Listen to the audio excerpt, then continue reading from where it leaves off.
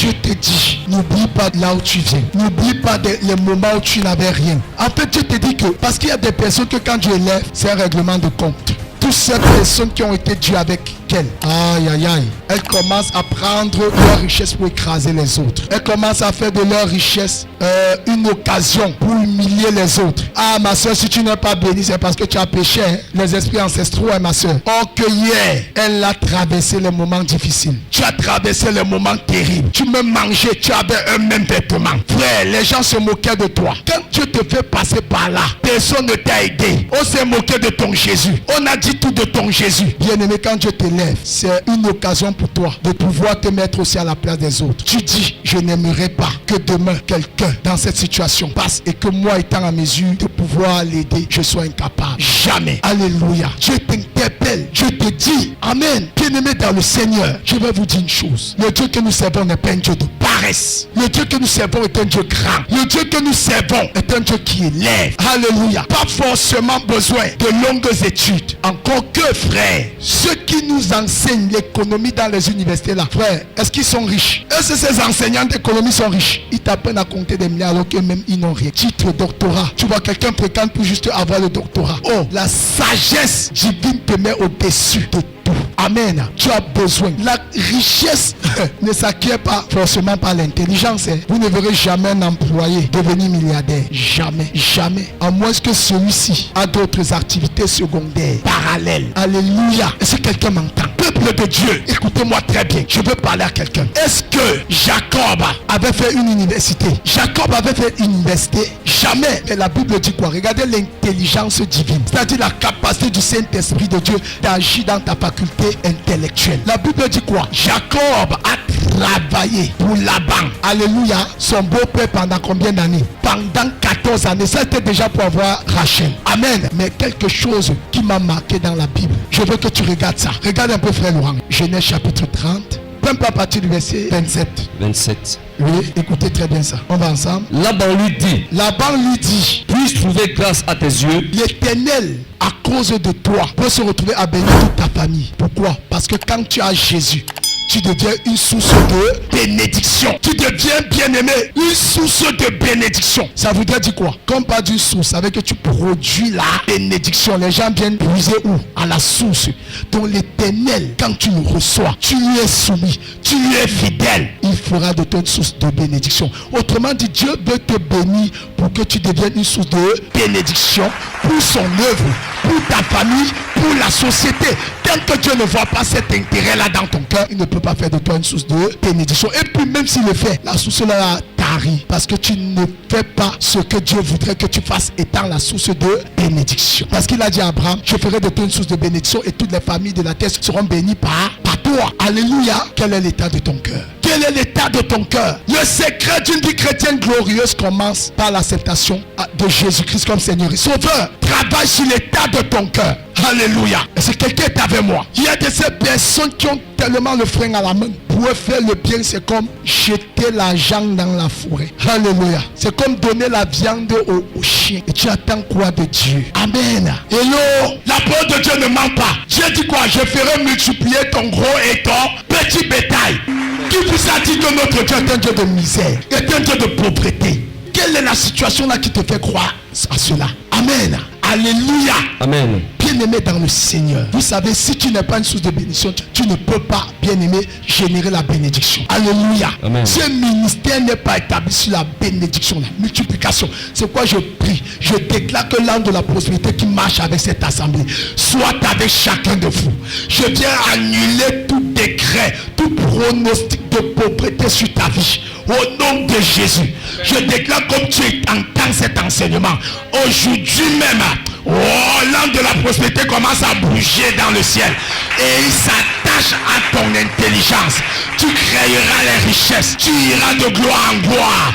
Quiconque te verra te fera du bien. Amen. Tu ne seras pas n'importe qui. Au nom de Jésus, je relâche cette parole. Alléluia. Est-ce que quelqu'un m'entend? Est-ce que quelqu'un entend ça? Frères et sœurs, ce ne sont pas les jeux. Jacob dit à Laban, toi-même tu sais, toi-même tu ne peux pas nier ça. Avant moi tu n'étais rien. Comme vous dites, avant Jésus, tu n'avais rien. Tu ne peux pas bénir à Jésus. et ta vie demeure la même. Ta vie devient chétive. C'est une affaire de temps. C'est une affaire de temps. Parce que même le lionceau, ce n'est pas parce qu'il est encore lionceau qu'il ne porte pas la nature du roi de la forêt. Il reste le roi de la forêt. C'est une affaire de temps. Sa vraie nature va se manifester. Je déclare, bien-aimé, tu toucheras des choses. Et ta main, bien-aimé, fera accroître tout ce que tu vas toucher au nom de Jésus. Faisons par les jours. Alléluia. Arrêtez de vous voir comme des chétifs. Comment tu te vois? Comment tu te vois? Ah non, c'est pas normal ça. Ce n'est pas normal que la famine, le manque d'aujourd'hui ne te fait pas arrêter. Ne t'arrête pas, bien-aimé, ou ne limite pas ton futur. Jamais, jamais ne permets pas ça. Ne permets pas ça. Alléluia. Quand Dieu te donne la sagesse divine, c'est-à-dire l'action du Saint-Esprit dans la pensée, et c'est là où plusieurs chrétiens échouent. Peuple de Dieu, Jacob a dit, alors il n'avait pas fait une université en médecine vétérinaire. Il n'avait même pas fait un institut de recherche scientifique pour mettre en exergue ce que le Saint-Esprit de Dieu va lui montrer. Alléluia. Bien-aimé dans le Seigneur, écoutez la sagesse divine. Voilà ce que Dieu va inspirer Jacob de faire. Le problème de plusieurs d'entre nous, c'est que, frère, nous faisons des choses en dehors de Jésus. On ne médite pas. On ne laisse pas, bien-aimé, nos pensées aller dans les profondeurs. C'est-à-dire s'attacher à la pensée du Saint-Esprit. Contrairement aux païens, c'est ici qu'il y a la démarcation. Le païen là, il ne connaît pas peut-être Jésus, mais ce sont les gars qui ont développé leur système de pensée, leur capacité de réflexion. Vous verrez, les hommes d'affaires, ils aiment beaucoup plus la solitude. Ils s'enferment toujours, ils réfléchissent, ils travaillent. Et combien sont les chrétiens qui pensent, qui réfléchissent? Eux, ils ont découvert cette clé. Dites-moi un peu. André Ampère, il était chrétien, mais il a découvert quoi? Le fonctionnement de l'énergie électrique. Alléluia. Pierre et Marie Curie, ils étaient chrétiens, ils priaient en langue. Je ne pense pas, peut-être pas. Alléluia. Mais ils ont découvert quoi? Ils ont découvert le rayonnement et son importance dans l'énergie électrique. Alléluia. Mais ces personnes n'étaient pas chrétiens. Bon, peut-être on va dire lui pasteur. Bon, peut-être le prénom du pasteur. Amen. Il a découvert la méthode de pasteurisation, comment empêcher les microbes d'entrer dans le repas en réchauffant le repas. Écoutez, la Bible dit ils ont découvert. Einstein a découvert quoi? La formule de Alléluia. Il était chrétien. Je ne pense pas. Écoutez, je vais vous dire quelque chose. On dit Christophe Colomb a fait le tour de l'Amérique. Moi, je l'ai fait le tour du monde, même quand ils ont menti là-bas. Est-ce qu'ils connaissaient notre village? Ces gars n'étaient pas forcément chrétiens, mais ils ont fait des choses que le chrétien de son temps, à leur temps, n'a pas pu peut-être faire. Écoute, on dit qu'ils ont découvert. Ça voudrait dire quoi? Écoutez le français. Ils ont découvert.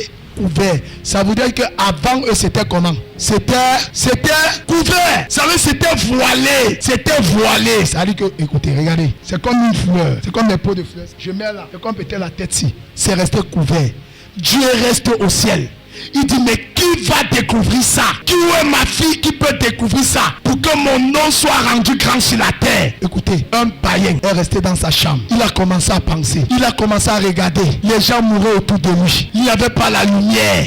Il a pensé que, mais qu'est-ce qu'il faut faire? Bien-aimé, sachez-le. Dieu te donnera, bien-aimé, sa sagesse et son intelligence pour découvrir des choses quand tu auras, bien-aimé, le besoin généraux. Quand tes intérêts ne viseront pas que toi-même, viseront peut-être une société. Pourquoi? Parce que la radioactivité que les autres ont découvert, ce n'était pas que pour eux, c'était pour l'intérêt de l'humanité. Le problème, c'est que, bien-aimé, toi tu penses beaucoup plus à tes propres problèmes. Celui qui a fabriqué la chaise là, que tu es assis sur ça aujourd'hui, c'est quelqu'un qui s'est assis, peut-être s'assit à même le sol. Il a pensé que, mais qu'est-ce qu'il faut faire? Peut-être n'était pas chrétien, mais il a médité, il a mûri. Et Dieu a vu. La Bible dit quoi? Cherchez et vous trouverez.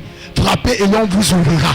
Demandez et vous recevrez. On n'a pas dit que cherchez chrétien et vous trouverez. On a dit cherchez quiconque cherche. Amen. Donc ils ont cherché et le voile a été enlevé. Ils ont dit waouh! Ah, une lumière est descendue dans leur esprit. Ne connaissant pas Dieu, bien-aimé dans le Seigneur, le problème du chrétien, c'est que toi, tu ne peux pas voir Dieu agir parce que tu restes cramponné sur tes mêmes problèmes, sur ta même situation. Tu ne regardes pas plus loin.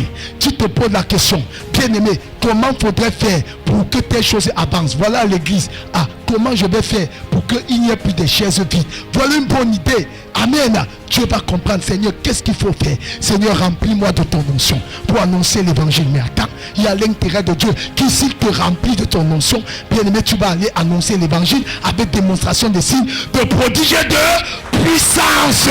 Alléluia. Ton problème, c'est que Seigneur, je veux voyager. Tu peux voyager, c'est pour quel intérêt?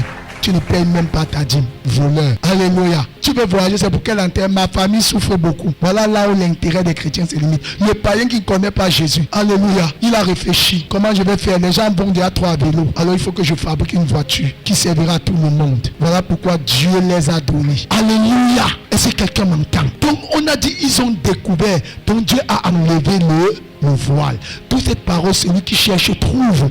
Amen. Est-ce que tu cherches? Est-ce que tu cherches? Tu dors, minuit 6 heures. Le sorcier ne connaît pas Jésus, mais il vole ton étoile. Il ne dorme pas. Mais toi, chrétien, est-ce que tu as un temps de méditation? C'est-à-dire réfléchis par rapport à un projet. Parce que si tu ne réfléchis pas, bien aimé, écoutez. Ce que je vous dis, frère, c'est la vérité. Et le monde n'a rien créé. Vous savez que le muscle qui ne travaille pas s'atrophie, non? Tu ne peux pas réfléchir à la même vitesse que celui qui a pour habitude de réfléchir sur des choses. Si on vous met vous deux, amen. Le moment où tu seras en train de chercher, il y aurait à trouver ce qu'il va chercher même comment faire pour prévenir, pour que ça n'arrive plus. Pourquoi? Parce que son cerveau est toujours en train de travailler. Combien de fois tu lis? Je ne veux même pas dire ta Bible. Quel est le livre que tu as lu qui t'a instruit? Donne-moi le titre d'un livre. Tu ne lis pas. Tu es là tous les jours. Tu manges. Tu dors, tu pleures, tu jeûnes, même lis la Bible, tu ne lis pas. Oh, la Bible dit quoi? Dieu lui-même a dit, soutient tout ce par sa parole puissante. Mais qu'est-ce qui ne va pas? Ce n'est pas Dieu le problème. La Bible dit, instruisez-vous, exhortez-vous, cultivez-vous. Alléluia. Non. Arrêtez d'être assez limité, chrétien. Ce n'est pas la faute à Dieu. Vous voyez, Jacob n'a pas fait l'université. Bien-aimé, en médecine vétérinaire pour connaître comment faire pour changer la couleur de la peau d'un animal. Écoutez ce qu'il a fait. L'intelligence divine. Quelqu'un qui a pour habitude de collaborer avec le Saint-Esprit. Quelqu'un qui a pour l'habitude de demander au Saint-Esprit dans ce projet, Père, qu'est-ce que tu m'attends de faire? Alléluia. On a vu des chrétiens même réaliser des choses. Après c'est mort. Pourquoi? Parce que la base n'était pas avec Dieu. Alléluia. Eux, ils n'ont pas connu Dieu. Mais Dieu leur a fait grâce parce qu'ils ont découvert une clé biblique que nous chrétiens, nous n'appliquons pas. Est-ce que nous sommes ensemble? Suivez les programmes du ministère du Salut en continu sur nos plateformes Facebook et YouTube. N'oubliez surtout pas de liker et partager.